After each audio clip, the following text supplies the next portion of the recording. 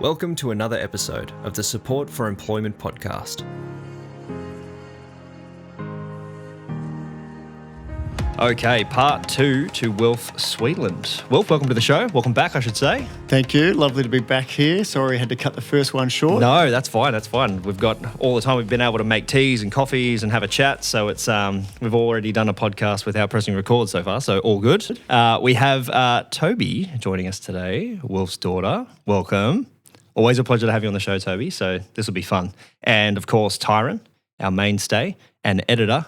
I don't think I say that enough on the podcast, but Tyren, since the videos have started, Tyren has been editing most of the long form content. So any of that content that you do like, that's all Tyren. So thank you, mate. I think you did a great job on the first part of this episode, by the way.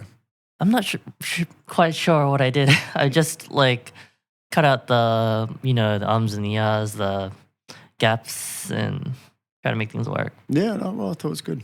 That's what it is. It's tedious, but I mean, you do a great job. So, and now I know you're tired of me complimenting you, but now everyone can hear me complimenting you on this show. It's immortalized forever. So, as always, Tyren, thank you. So, those of you who are tuning into part 2, listen to this in full, but I encourage you to go back to part 1 because it's like a condensed version of the podcast in half an hour, and we're rapid fire and the conversation's really solid. So returning to the S4E Podcast is Wilf Sweetland, managing partner of Exit Films and father of a very own intern and podcast host, Tobi. In part 1, Wilf shared his journey from starting in Exit Films as a runner in 1998 to building an inspiring career across advertising, production, leadership, and creative storytelling.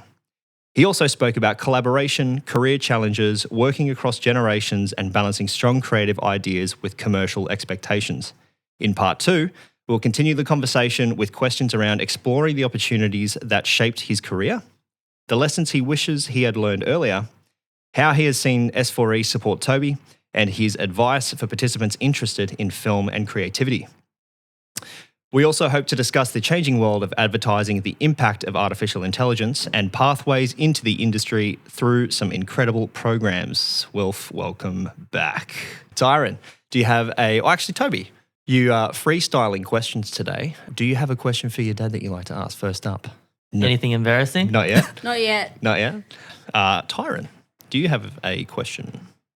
I just gotta lock in real quick because, you gotta settle into the mood to speak. Understand. Well, take your time. We've got nothing but time today, so all good. All right, so I've got a lot less career-focused questions this time around because, last time we were cut short, so I asked most of them then. But what is your favorite art form in terms of digital media? You mean like anime or realistic film? Yes. And yeah, awesome. Do you prefer the realistic ones, digital animations, or even things like claymation and stuff like that, and puppetry? That's a really good question. There are so many different art forms that you can consider. I love a few different, hard to pick a favorite. I really love stop motion animation, like claymation. I think the level of skill and craft that the people who do it is incredible. And also the patience that they have, because it's painstaking. From an advertising perspective, I haven't done any, but there are some incredible campaigns out there for Telstra that have come out in the last sort of 12 to 18 months of stop motion animation with clay and puppetry and all that sort of stuff. It'd be good to look them up and link to them as part of the pod. There's a couple. There's 2 in particular that are really, really amazing, and they've been highly awarded around the world. So I'm a big fan of stop motion animation. In terms of other digital things, I'm less a fan of things like the big Marvel movie visual effects kind of stuff. I am a big fan of things like animation like Toy Story. I think the way that the animators can create emotion in those characters, I think is fascinating and really incredible. And you almost forget you're watching a cartoon, Of course, it starts from the story and the narrative that they've written or that's been written for those characters to be animated to. But yeah, you can't help but fall in love with them. Is there a, speaking of emotion, and there's a huge part of filmmaking that is a score or a soundtrack. Is there a favourite score or soundtrack from a film that you can, off the top of your head, recall? I think my favourite of all time is by Andrew Nyman, which is the score to Gattaca. Okay. Gattaca, which was a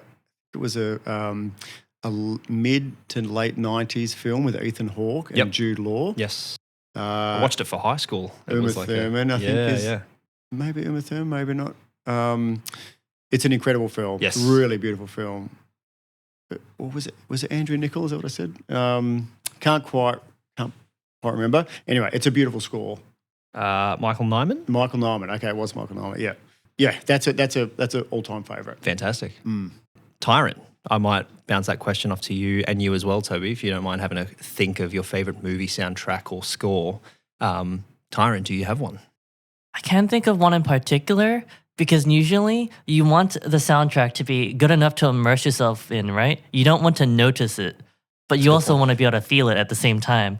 So the best ones are the ones you kind of forget about, which is kind of a shame, but it just goes to show how important music is. I agree. When you get swept up in a movie or a story or something like that, and you don't really notice the music, but then you do sort of notice how you're feeling, music plays a huge part in that.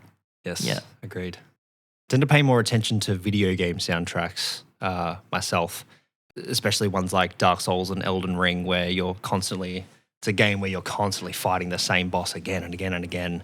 And what else do you do when you're running back and doing the same thing again and again, but listen to the music? Music, yeah. A director I used to work with called Joel Harmsworth, who's an incredibly talented guy, musician.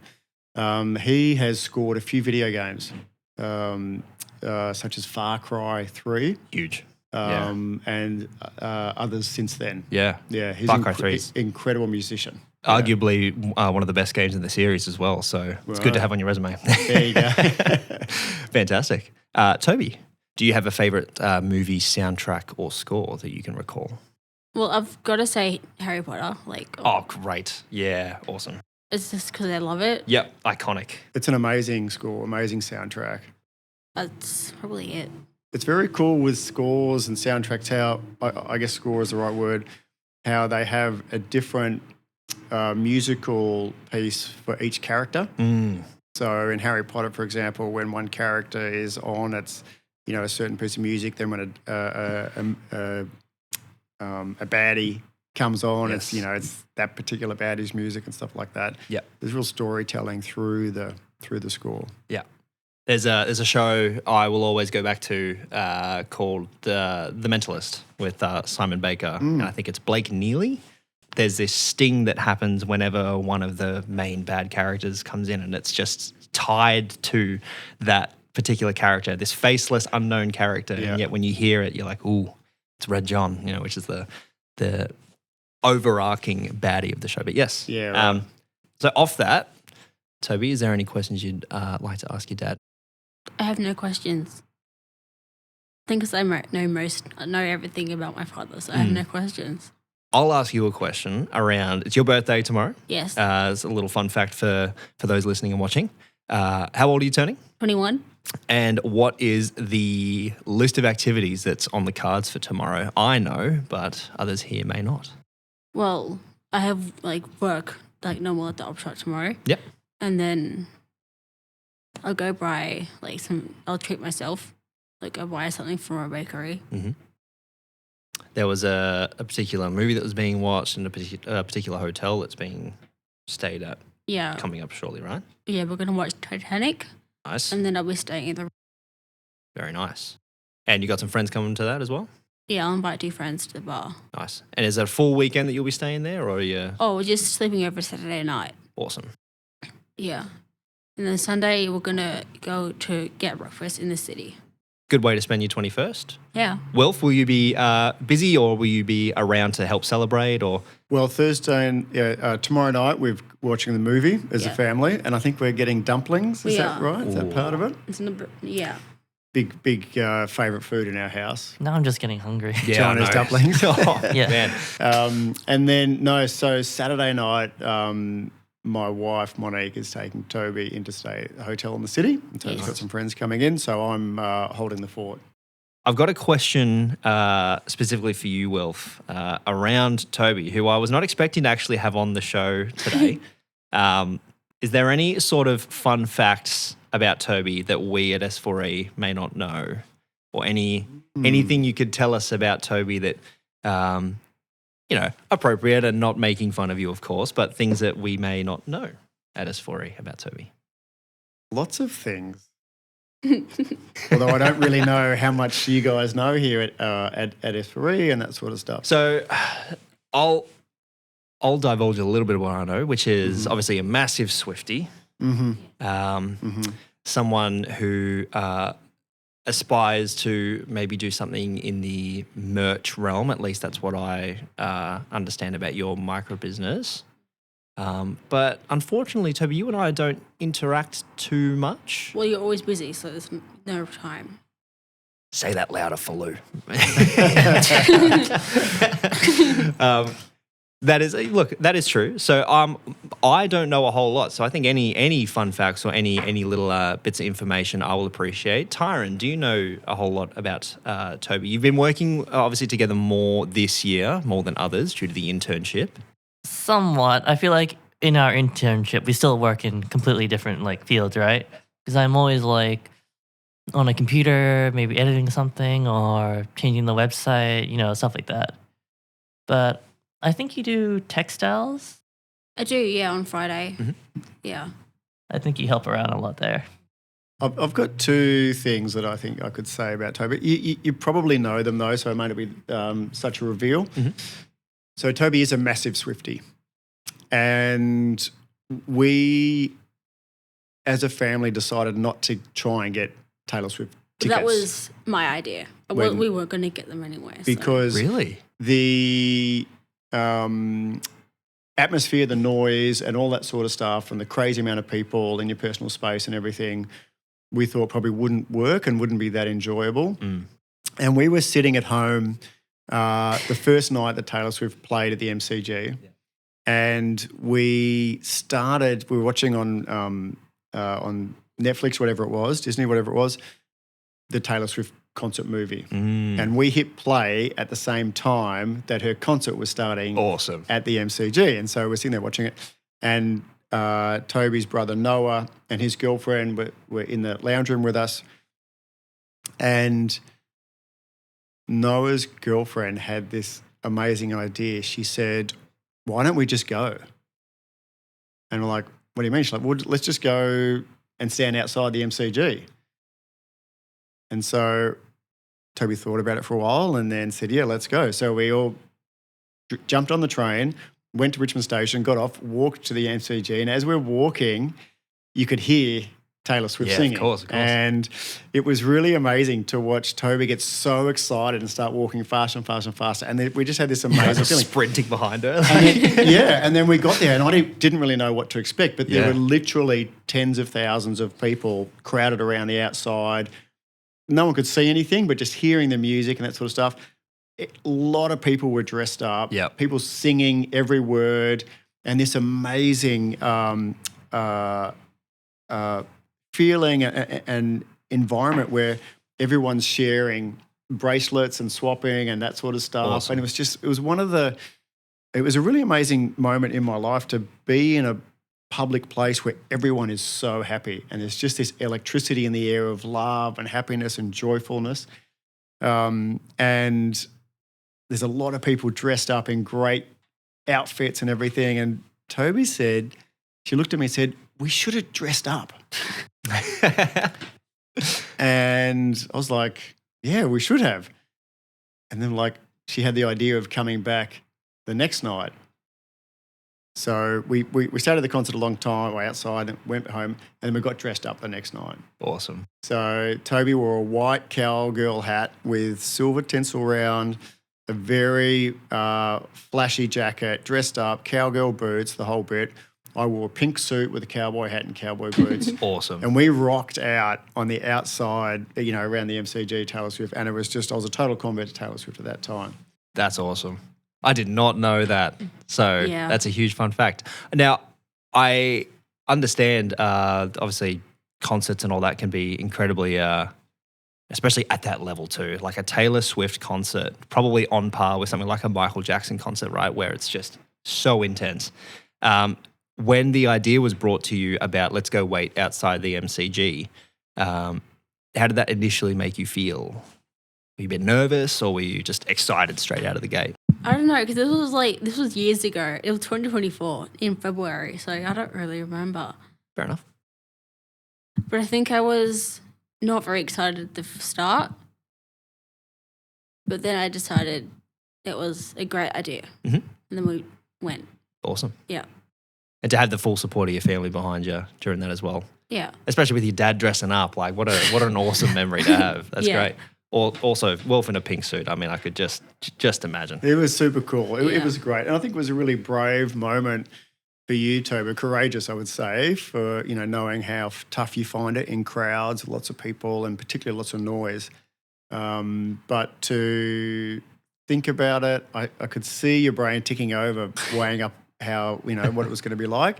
And then to actually say you wanted to give it a go, I thought was really awesome. Yeah. Massive. Well done, Tobi. Okay, second fun Yes, fact there about we go. Tobi. So Tobi is great with colours.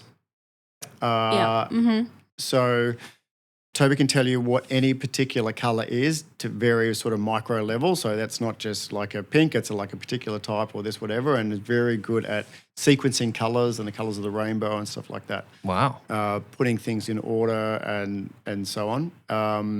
And Tobi's also very good at design. So we spent some time on Canva, making some collages and some invites and stuff like that. She doesn't talk about it much or do it that much, but she is very good in that sort of design, colour, fashion world, how things look, got a great sense of what colours go together, how they should be, how things should look and that sort of stuff. Amazing. Mm. That makes sense in textiles, of course, and that's something that I haven't. I think I've probably sat in with textiles a little bit, especially during my when I was doing my placement here. Is that something that you want to sort of pursue a little stronger, Tobi, or is that sort of like Tiana, where she's obviously really good with crocheting and knitting and all that, but prefers it more as a hobby rather than a business? Where do you sort of sit with that? Like, it would be cool to get paid to do that. Mhm. And, well, I don't think I would do it as a job. Yeah. I think I'd just do it daily, like Yeah. randomly. Like if you had an idea to make something, you whip it up in your own time and then chuck it on Etsy or something like that, right? Yeah. Yeah, awesome. And, like, because I work at op shop, you have to color code the clothes. Yep. And we've got, like, a color scheme. Like, there's and it ends in black. Mhm. And white is at the front. But there is this one other volunteer. She's amazing, and she likes doing it in rainbow. So that's really nice. Yeah, yeah. And she put all the white at the back. That'd be really cool to see. But tomorrow, I'll be putting all the pink at the front. Could you remind me the order of the colours in the rainbow again? I went over this in high school and I've forgotten it. It's red, orange, yellow, green, blue, purple, violet. Yep. Purple and violet is originally, and then pink. I realize there's a color wheel behind you. You're kidding. I'm not looking You're at absolutely that. right. I'm not looking at that. She cheated. I'm not looking at that. I saw your eyes. No, I forgot that was there. I trust you. I trust you. Yeah, and then black, white, and grey are shades, and I don't know if brown is a color, because it's not in the rainbow. So I don't know. Well, it Where- is just a darker shade of red, I think. Well, it's like maybe I don't know. Yeah. I don't know where it sits. Got like an orange and a red. You turn it down a bit, it turns brown. Do you know? So obviously you know specific colours. Like if there's a pink in front of you, you know that's a rose pink or something like that. Do you know colour hex codes? I know that's a thing in design, right? Your hex codes. I don't think you know, anyone knows that. I don't think so. No, No, I okay, don't. okay. I just want to see how deep your knowledge went. Hex code's very specific, of Yeah. course, but very, very cool to be able to shout out. That's Yeah. not just pink. That's, you know, XYZ pink. Very cool. All right. I will palm off to you, Tyren, if that's okay to ask a question. Yeah, I'm not ready for this. That's okay. So take your time. You know, you'll edit this out. It's all good. Yes, I will. Does looking up make you think faster? Who knows? But I know I always That's do a it. good question. They're very good questions. You travel a lot for work, right? Mm-hmm. You're always abroad. Mm-hmm. How do you make time for your family? Wow. That is a very good question. It's very difficult. And travel sounds glamorous and exotic, you know, traveling for work and that sort of stuff. And to some extent it is. It depends on what your personal situation is. When I was younger, before Monique and I had children, before Tobi was born, Tobi was our firstborn, I thought all I wanted to do was travel, you know, go and work overseas, film commercials in different countries, you know, stay in hotels and that sort of stuff. And that started to happen. It sort of started to happen a little bit after Tobi was born, when she was sort of 1 or 2. And it's very tough on your partner, in this case my wife Monique, who was left at home, you know, looking after Tobi when she was very young. And then along came Noah, Tobi's younger brother, who's younger by 19 months. And that gets even tougher. So it's very hard on the family when one of the family members are away. And I missed out on a lot of things, a lot of birthdays, a lot of school functions, events, a lot of times where I could have been in the classroom seeing a presentation or something like that. And then a lot of bedtimes too, a lot of story reading and that sort of stuff. These days when it's the kids are a bit older, so Tobi's got a 19-year-old brother and an 11-year-old brother, it's a little bit easier because they're sort of grown up, but I still feel that travel comes at a cost. And in fact, was having this conversation with Tobi's brother Noah, the 19-year-old, on the weekend actually. He loves flying, loves being in a plane and that sort of stuff. And I think one of his goals in life is to have a job where he flies business class to go to lots of places. Me too. And I said, look, that's great. It's really comfortable and you get all these perks and so on. But just remember, travel does come at a cost. And that's what I was referring to, that it does cost the family, you know. I feel like the frequency that you have to fly out and in would make a difference in how much you enjoy it. Because like if you have to do it all the time, that's like hours of your day just spent waiting and just working. Yeah, there's a lot of time spent waiting when you're traveling, you know, in taxis on the way to the airport, on the way back from the airport, waiting, you know, hotel, that sort of stuff. You know, things are a lot easier now with video calls being so ubiquitous. But yeah, you do spend a lot of time in lounges, sitting on runways. Flights get delayed a lot. Like, you know, if you don't travel much and your flight gets delayed a bit, you're like, oh, wow, this is weird, it's delayed. But flights do get delayed all the time. One of the things you learn. On a holiday, it's not that bad because you kind of feel, you know, it's okay. It's only delayed by 3 hours or whatever it is. Yeah. We can chill in the lounge. Yeah. But when you're working, and let's say, you know, you would obviously have deadlines and times you need to be places, you're like, why now? Right? Yeah, sometimes you get on a flight, say a 9 o'clock flight, you need to be in Sydney for a 12 o'clock meeting or 11 o'clock meeting or whatever, and your plane gets delayed by an hour and a half and you miss the meeting, you know, or you might be in the air and the plane gets rerouted because of a thunderstorm or something like that, or has to land at a different airport because of, you know, one reason or another, and then you've totally missed the reason you're on the flight for in the first place. Frustrating things. You've mentioned Tobi's brother and his sort of passion for flying. I don't know too much about the Sweetland family. So what are some? So Toby's got 2 brothers. You mentioned. Names and interests, I guess, and do they align much with Toby's interests as well, and your own? Our 3 children are extremely different. All of them are very different.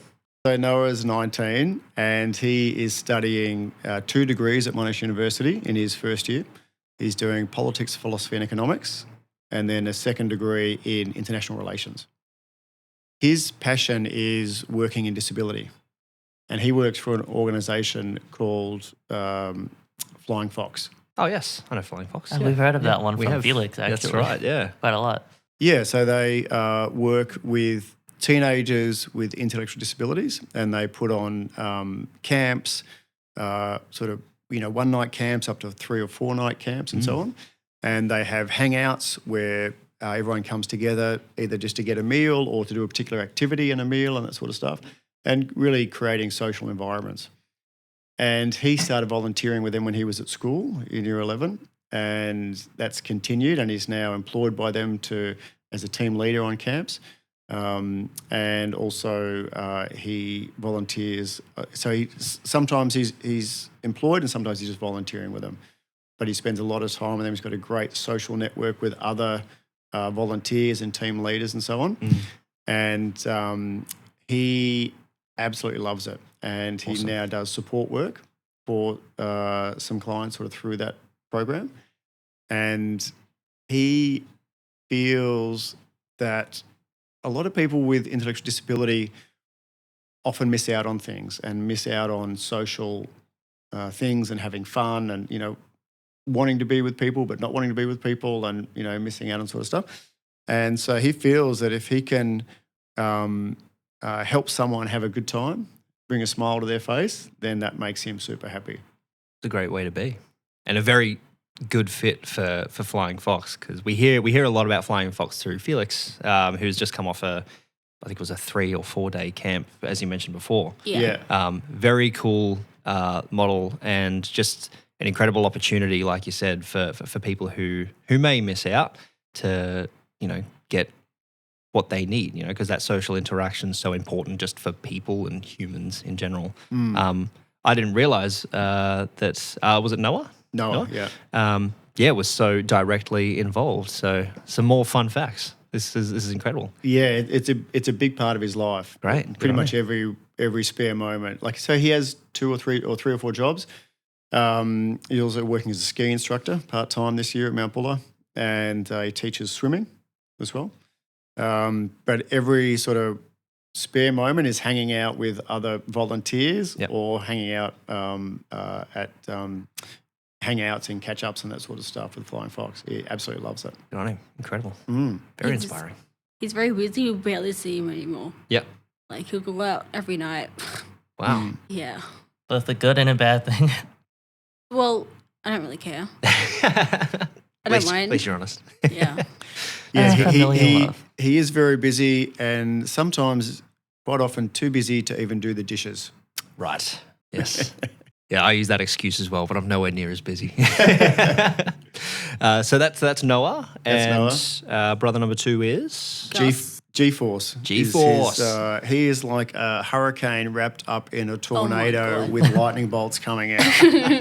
He's the smallest person in the family, but he takes up the most room in any space, in most space in any room. All right. Yeah. High energy, loud, full of beans, full of life, and very much committed to taking everything that life has to offer. Fantastic. And Gus's interests, what's he, or is he, because he's like a tornado, is it like everything all at once? Everything all at once, all the time. Awesome. Good on him. Fantastic. Yeah. And how old's Gus? He's about to be 12 About to be 12. on All Friday. His Yeah. birthday is the day Oh, wow. after Toby's. Yeah. There you go. No way. Very That's annoying. a crazy week. It's not that fun, but like, it's okay.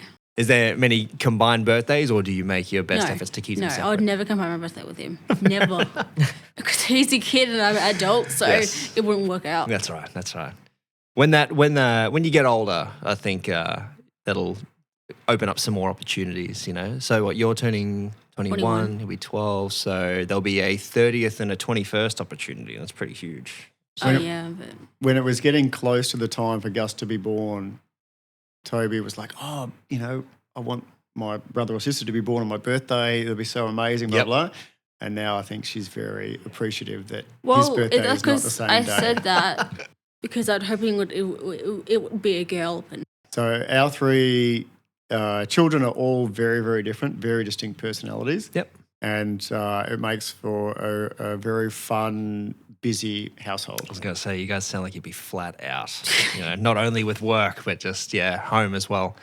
A very incredible thing that you mentioned before is what Noah does for people with disabilities. Mm-hmm. But something that you mentioned last week was bus stop films and inclusively made. Yes. So both of which create pathways into film for people with disabilities. Mm-hmm. Have you worked with either of these programs before? And what would be the first step for someone interested in getting involved?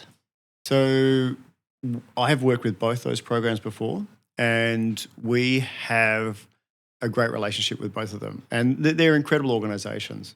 The first step for someone to become involved would be to probably contact both organisations, so contact Bus Stop Films and register with them. And they do a couple of different things. So they have a film school, so people can enrol in that film school and complete that over a period of time, and that's exposes participants to all different aspects of filmmaking. The second part of what they do is not the only things they do, but one of the other things they do is provide placements for participants who've either done the film school or who have had some experience. They can help place them in a filmmaking environment. So it might be on a series with Netflix or the ABC, or it might be on a commercial with us, that sort of stuff. And the goal is to place participants in the filmmaking environment enough time so that then they become skilled and then they can get their own employment in that industry. Inclusively Made are different. Inclusively Made are really focused on getting big brands to sign up to commit to making their advertising, their marketing inclusively made. So that involves thinking about people with a disability from the very beginning. So before a campaign is even created, who's involved in thinking about how to make that campaign and what it should be like and so on, right through to who's working on it, perhaps who's being cast to act in it or to appear in the ad or campaign, that sort of stuff. That's a big part of what they do. And then they offer a lot of training for both client-side organisations, advertising agencies and production companies, and I think other corporates as well, all around media and communications and that sort of stuff. Yep. And then they don't provide a placement service for like Bus Stop Films, but they do inform people of opportunities that are coming up. Amazing. Yeah, Henry and his partner started both organisations actually. Started Bus Stop Films first a long time ago. Right. And then they've moved on to starting Inclusively Made. And they're creating a huge impact Yeah, in what they're doing. Massive. Toby, have you been to a set at all, or has the film industry ever sort of interested you in any way? Or no, I've never been to a set, okay, and I'm not really interested in film anyway. fair enough. Like, yeah, I love movies and that, but I never want to like do what Dad does. Yeah, you're never too interested about the behind the scenes sort of stuff. Well, it's cool, but not for me. Yep, fair enough. We recently made an ad for Booper. Right. That's actually on air at the moment. And it features a guy on Heelys going down a footpath through a shopping strip kind of thing. I've seen this, yeah. And Booper are an amazing business or client, and the chief marketing officer there is very committed to inclusivity. And she brought Inclusively Made in, and Booper are committed to all of their marketing communications being inclusively made. And so as part of that, once you sign on, you need to attain points. You need to attain points as part of a system, and different points are allocated through all different levels of the marketing advertising sort of sphere for that business. And as a production company, we're downstream of the client and the advertising agency, and we have to live up to our end of the bargain too. So what we did in that instance, working with Inclusively Made, and then or knowing that Bupa were working with Inclusively Made, we got a mentee to come on board and work as be mentored and basically a bit of work experience, paid work experience on our production. And that person who we had on board for the production spent a little bit of time in our production office in the lead up to the shoot, and then worked with us on the shoot, assisting our runner, so getting tea and coffee for people or helping with pedestrian control. And she actually got to be a background extra in some of the scenes. Awesome. And this is an interesting thing for our family, is that my wife works for Scope, which is a disability services provider, and she works as a customised employment officer. So finding people with a disability work, getting them jobs, work experience, that sort of stuff. And the person we used, we found through my wife, Monique, one of her clients actually ended up being the person who came on board as a mentee. What a great network to have. That's awesome. Yeah, it was really cool. So Bupa, obviously one of the shining stars for inclusivity in your eyes. Putting you on the spot a little bit, but are there any other clients of yours that tend to, want that inclusivity or seek it out specifically? There are quite a few, and there are more coming on board every time. And there's another initiative which is developed by the Dylan Alcott Foundation called the Shift 20 Initiative, and that is a similar idea of getting advertisers to get on board. And for their sort of launch campaign that was developed by an agency called Special Group, they put together, they got a lot of clients on board, and they actually, the clients who had existing ads on air, and they've refilmed parts of those ads with people with a disability appearing in them instead of the original cast members. And then they put those ads back on air.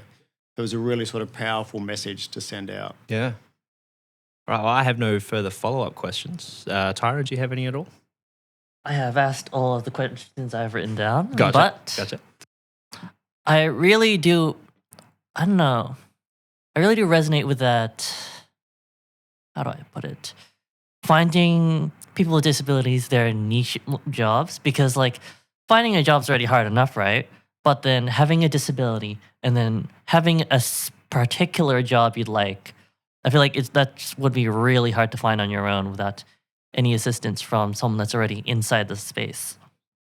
So I feel like that's really helpful, and maybe to anyone listening that's interested in these things, just knowing these companies they can look into. Yeah, knowing that there's a pathway for a potential passion, right? Because even for anyone going into the film industry specifically, it just sounds like such a monstrous task. But for there to be, programs and initiatives to be able to make that easier for people with disabilities, or even just accessible for people with disabilities, I think is massively inspiring. So yeah, it's great that these organisations are up and about, and there's a lot of very passionate people out there creating these pathways and so on. I have a question for you, Tyren. What is your ideal job? Well, it would obviously be one of my hobbies. Work from home, remote. Like, I like to make games, or just programs in general. So I would love to just be sitting in my room, just writing programs, figuring out how to do this. How do I make that? That would be the job for me. Working in a team or working with a team in a space like S4E, for example, that doesn't entice you as an environment you'd like to be a part of. Like, let's say you're you may be in the editor's den of a production company, perhaps, and there's computers in a massive room. I'm not too sure if they still do that anymore. It's probably all remote now. No. Oh yeah, there you go. Still going. Fantastic. Would that sort of environment interest you at all, or specifically being at home is definitely what you want? Well, I'm really speaking from my past perspective, right? Because it's not like I've had those thoughts since I started working here because, well, I'm not looking for another job. Yeah, that's fair I'm enough. enjoying my time here, and that's great. I don't mind working in as long as there's a great social environment for it. And I Yeah. feel like here at S4E, it's definitely here. For sure. For sure. You do the editing, some of the editing on this podcast. Do you do just the audio or the video also? Primarily the video. The audio, we just set a few settings and don't really touch it that much after the fact. 100% correct. So audio gets done in Logic. I've got a template that I just slightly modify, and then I'll give Tyren a rough copy of that, and I'll get in and do some more particular editing of the audio.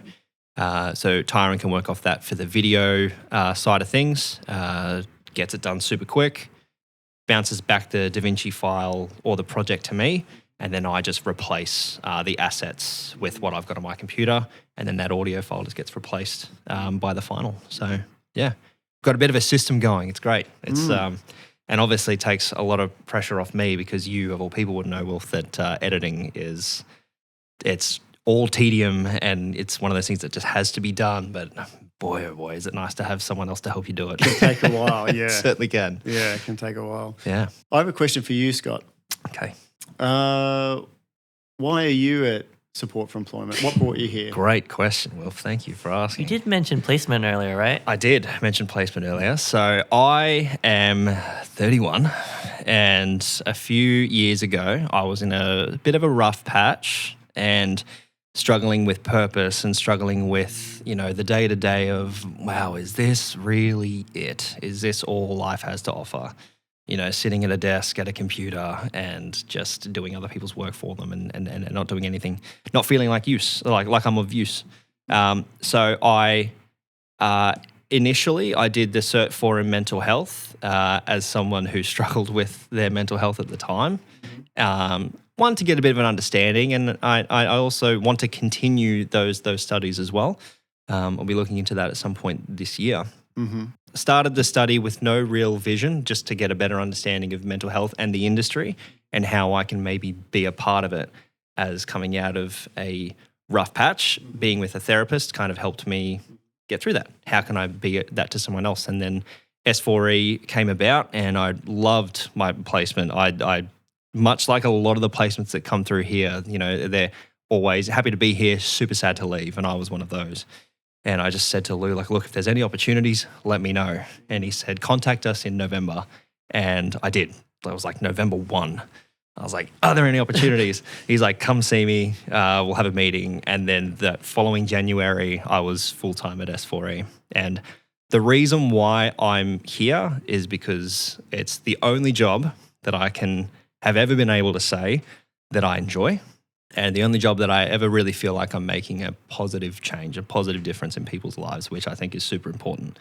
I love being able to come here and, one, do this, because this is a pretty cool job to be able to run a podcast and for it to be seen and for it to involve such incredible people. But also just to see people kick goals, see you guys become interns and work with S4E after seeing you in my placement.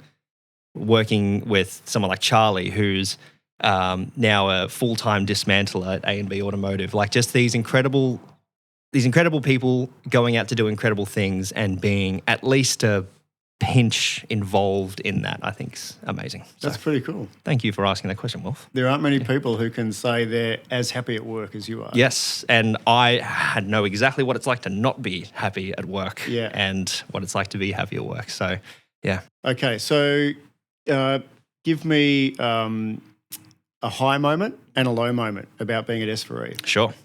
High moments is definitely seeing anyone achieve something that they have previously struggled with. So obviously employment is the magnum opus, I suppose, but even little things like opening and closing a hard door, and usually I would help someone do that. But seeing someone gain the confidence to be able to do that is just one of those little high moments. A low moment, I'm going to give a cop-out answer, but it is the truth. I really have not had a low moment here yet, like a really low moment. I think there have been times where outside of work there are low moments occurring, which do bleed in, and occasionally you struggle to leave certain things at the door when you leave work, or enter work rather. So I would say that maybe my attitude walking into work has been low at times, but it's only ever because of things that are happening outside of it. There's never really been a low moment here, because I think everyone here is, everyone here, staff and participants, is usually super happy. Yeah. Or there's at least some joke or something that's being thrown at you. There's that social environment tends to make things a lot easier. When you're at home or maybe working from home, you don't have that. Yeah. So that's maybe where you struggle. But yeah. Tyren, you work with Scott a lot here. What's it like working with him? It's hard to say because it just flows very naturally, right? Yeah, that's as far as I can go. Thank you, Tyren. That's not hard to say. That's a really positive statement if you Indeed, think it about is. it. So if it flows really naturally, that means it's pretty good working with him. Yes. We do work at a bit of a distance. I think it's a testament to you as well, Tyren. I don't have to be over your shoulder. I don't have to, make sure that things are getting done right. It's great to have someone here as a editor and as someone co-involved with the show to be able to be like, hey, this is how you do this. Show you once and you got it. And then you have the confidence to come to me and say, oh, I forgot how to do that one thing. Could you show me? That hasn't happened yet, which is great. But yes. I feel like it almost happened once. Well, there you go. If it's almost happened, then, But yes, on the podcast, I'll let you know that if you ever struggle with anything on the show, just let me know. Of course. That door is always open. Text me at 10 p.m. on a Saturday, mate. Doesn't matter. I'll answer. Oh, what about 4 a.m.? Maybe not. And Tobi, what would you say it's like working with Scott or having Scott in the building? Well, I don't work with Scott, but he's great to have in the building. He's a great guy, very friendly, Very fun. very fun. Yeah. Thank you, guys. I, as an outsider, I really get that feeling that you're a great asset to this place. I love what you've done with the podcast, Thank you. I think you're naturally really engaging to listen to.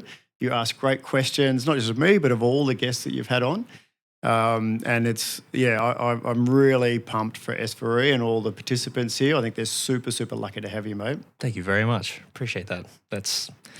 I don't know what to say. I'm usually not the one being asked questions and fired this stuff at. So I thought I'd flip it a little bit. Just going a bit red. I'll make sure Tyren just black out my camera.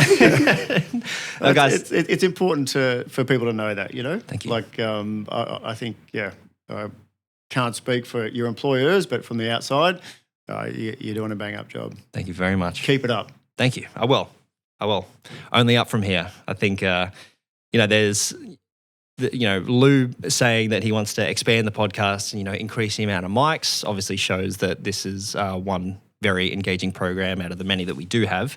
But it's also nice to have that backing, and this was an idea off the top of my head after a questionable music program that I was running. And to be able to, I've got the equipment, let's just give this a crack. And now, we're getting amazing guests like yourself in, and we're hearing these voices and, getting your guys' faces out there in ways that otherwise may never happen, and just creating these awesome conversations and opportunities to get to know more about people. Like Tobi, I don't think I would have ever learnt the things that I've learnt about you today without the podcast, and that's the goal, is to create these awesome conversations and, furthermore, get these great guests in and create opportunities for, people like Tyren to not only speak their minds and have a lot of fun and just make a conversation, but also an employment opportunity comes out of it as well. So, yes, thank you guys very much. Would you ever consider taking the show on the road and interviewing S4E participants at their workplace, perhaps, and getting them to run through what they do for a job and, all that sort of stuff? Might be interesting. Very good idea. For We listeners. probably need their permission, of course. True. That may be a bit of a hassle, but it is a great idea, actually. Yeah. Do you think it would be possible, Tyren, to go out, if everyone agrees, of course, but in terms of taking all the hardware out and setting up mics and phones for cameras and stuff like that? In terms of setting up, if there is a will, there is a way. That's right. It's a great attitude. 100%. Mm. Yeah. So there's, a lot of stuff can be set up remotely, and, as long as they have access to power, if it's really bad, we can, if my battery runs out or whatever, there's that contingency. But I think, definitely someone like Charlie, who I mentioned before and who has been on the show before, he would be super open to it. So that's a great idea, Wilf. Thank you very much for that contribution. I think it's something that we can look into. And like Tyren said, if there's a will, there's a way. I feel like that's a really good spot to leave it, unless there's any other burning questions that anyone wants to ask. I have a question. Go for it. For my father. If there wasn't any job, I don't know. No, let me think what I was going to say. Take your time. If you could have any other job apart from advertising, what would it be? We have a farm. Okay. I didn't know this. It's a couple of hours out of Melbourne at the foot of Mount Baw. And I love it, being outside, working with animals, being a part of the land, learning, understanding seasons, weather, how things grow, be they animals or plants or whatever. And we, on the farm in 2019, we planted 700 French oak trees inoculated with French black truffle. Okay. So we started a truffle plantation. Wow. And in 2023, we produced our first truffles. And so now we produce truffles every winter, and we supply those truffles to restaurants, restaurants that have been awarded one hat in the Good Food Guides and so on, restaurants where Michelin-starred chefs work, which is pretty amazing. It's a huge achievement. Wow. Yeah, it's incredible. And so we're slowly sort of doing that. It's a bit of a side hustle. It was kind of a retirement thing, but it's a real passion. And I think if I could have any job other than what I'm doing, it would be being a full-time farmer. I'm not surprised. Have you spent much time on the farm, No, Tobi, yourself? I don't enjoy going out to the farm because it's too cold. The internet, there's nothing to do there. Fair enough. According to your dad, there's plenty to do there. Yeah, well, me and Dad are very different. Of course. Yeah. Yes. Not a fan of getting your hands dirty, right? No. Yes. I'm an inside Understandable. girl. I don't like going outside. I know how that feels. I would die on a farm. I am scared of ants. I'm not kidding. I'm scared of ants. Well, we've got some very friendly donkeys. So, if you want to try and, test the waters a little bit, they love a pat. Hopefully the allure of donkeys can outweigh the horror of ants. When I think of donkeys, I just think of Shrek. Even though there's a donkey in there. What are some of the complexities of truffle farming?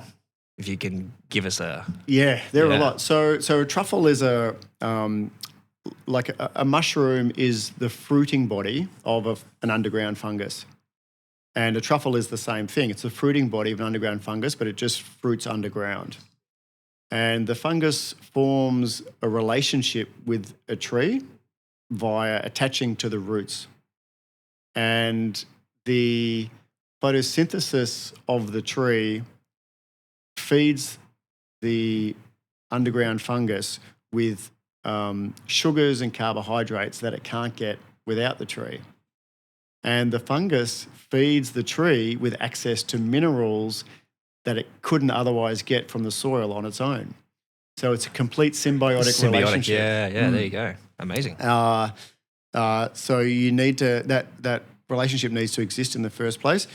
The soil conditions you need for this particular fungus, which is called tuber melanosporum, is then it's a very alkaline soil. So pH of around 7.8 to 8.2. Traditionally, the fungus, the truffles are from a Mediterranean climate. So the deep limestone soils around the Mediterranean, so France, Italy, Croatia, Spain, that sort of stuff. And where we are in West Gippsland at the foot of Mount Baw, our soil pH was around 5.5, and we had to get that up to around 7.8 to 8.2. So we added 320 tonne of limestone into the soil. So that was, I don't know, it was like 10 semi-trailer loads. Sort of, there was a massive amount. And then we had to work that through the soil before we planted our trees to make sure that when we transplanted them from little pots that they were in, that the soil conditions were the same as what was in the pots. So the trees stayed inoculated with the fungus. Very complex and a lot of setup. That climate, right? Foot of Mount Baw, very cold, as Toby mentioned before as well. Very cold. Is that the ideal sort of climate for truffle farming? It is, yeah. So truffles, their life cycle in Australia is they start to grow in spring, so September, October. They grow through summer, and then they finish their growth cycle or growth period of their cycle probably in autumn. And then they just sit there waiting for cold weather to ripen. And without cold weather, they won't ripen. So Icy Creek, aptly named, very cold. We're about 600 metres elevation. Yep. So we get really cold overnight temperatures in autumn, late autumn and winter. And that gives our truffles a fantastic aroma. But without cold temperatures, they won't really ripen. You won't get that intense smell. It is a very intense flavour as well. We went to the Cheese and Wine Festival in MCEC over the last weekend and just stocked up on a whole bunch of truffle-related stuff. So, what an incredible side hustle to have as well. Not one that I would have expected. What is the does the farm or the truffle business have a name that you like to shout out? It's the Icy Creek Truffle Co. Yeah, we're on Instagram. We have a website. One page of website at the moment. Been a little bit slow on that side, but as a side hustle, that's especially if you're already distributing and all that stuff as well. It obviously works. Yeah, you obviously have very good products if they're being used by Michelin star chefs. So yeah, it's amazing. been it's a lovely journey, and I find it rewarding because in advertising we make ads. They sell the client's product, but they only exist for a period of time, and then they're replaced, or they're the client moves on to a different product or different campaign, different ad, and being on the farm and planting trees, for example, there's a real sense of longevity, and there's a sense of being able to see something 10 years later that you did 10 years earlier. I've got photos of us all planting trees that I'd grown from seeds. A particular tree called a mountain ash, which is a type of eucalyptus. It's the tallest flowering plant in the world. So the trees grow to about 110 metres. Can't even fathom that. They grow to about 500. They last for around 500 years. And Victoria used to be covered with them. They were all cut down in the early 1900s as part of the timber business. So they're not the tallest tree in the world. The tallest tree in the world is the sequoia, the giant redwoods, but they don't flower. So they grow taller, but the mountain ash is the tallest flowering tree in the world. So I've got photos of my father planting mountain ash seedlings from seeds that I'd grown with Toby's younger brother. Wow. So he was 5 at the time. Which one? No, Your youngest. Gus. Your youngest brother, yeah. So, for example, if the farm stays in the family, when Gus is 80, 85, that tree will probably be 60, 70 metres tall. And we've got photos of him planting it with his grandfather, who was around 80 at that time. So potentially 5 generations worth, if everything takes its course. Amazing. Yeah, so having that sort of permanence, I guess, for me is a really powerful draw to that environment. Yeah. And that sense of longevity, and knowing that things that I'm doing through my labour is going to be around for a while, as opposed to what I do for in my career. That's right, yeah. Which is really rewarding in a totally different sense. Having that that feeling of getting dirt under your fingernails, your hands in the soil, and growing things is a very fulfilling, satisfying pastime.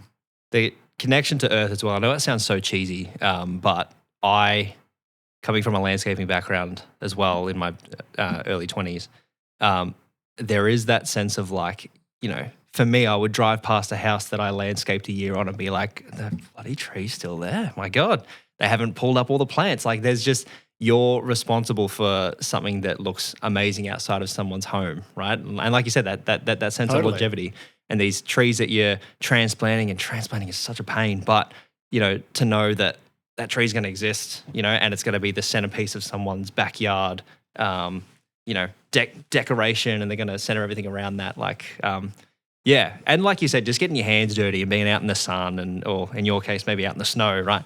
But being just out in the elements, there is a benefit to it. I know it doesn't sound ideal, Tyren, or Tobi for that matter, but I think you could speak to the benefits of just being out and toiling and kind of just getting your hands a bit dirty, getting dirt under your fingernails. It's good for you, promise.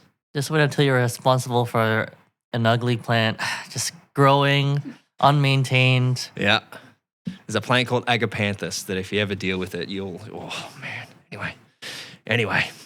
Well, we'll leave it there. Wilf, again, thank you so much for your time today. Part 2, what an incredible part 2. I mean, I can't believe we get to do this, and thank you for your question before as well. I don't get very many questions on this show by design, probably on purpose. But yes, I like being able to share what I do and how it benefits me and hopefully benefits you guys as well. Tobi, thank you for being on the show. This is a pretty cool collaboration, father and daughter, a first, and hopefully a first of many. And Tyren, as always, thank you very much for what you do on the show. Of course. Awesome. Thanks for having me, guys. It's been an absolute pleasure. Really, really enjoyable. Great questions. Thank you both. And keep up the good work, Scott. Fantastic. Thank you very much, Wilf. You too. We'll see you later. See you.